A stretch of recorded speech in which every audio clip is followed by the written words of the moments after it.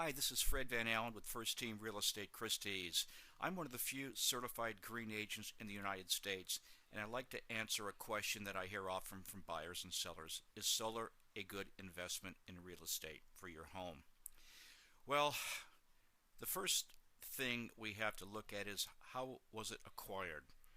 And there's basically ways to acquire solar. And I think the worst way, in my opinion, is lease. The reason being, when you sell the property, the new buyers are going to be asked to pay the full lease off, most likely or oftentimes by the leasing company. And that's a 20 or 30 years worth of lease payments that they're going to have to come up with all at once. So I don't think that's really good.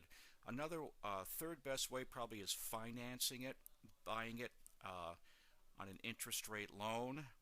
A little easier to get rid of that way when you sell the property because the new buyers will only be paying the principal off and not the interest.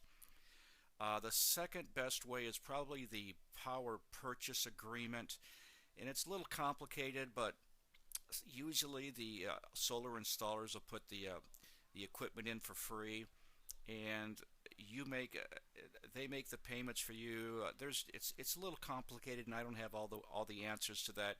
You'll have to see your solar company for that, but it's a pretty good way to go. But last of all, if you want to have solar on your property now, it's a great asset to have on your property. It helps you save money on utilities, of course. However, uh, when you go to sell the property, it'll give it a lot more value if you purchased it outright and own it. So it'll go with the property.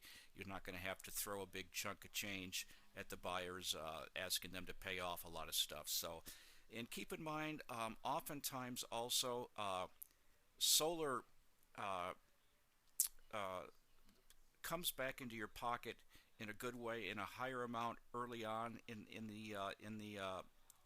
the lease process, and the amount you get back into your system reduces itself over time. However, it's still a great way to go.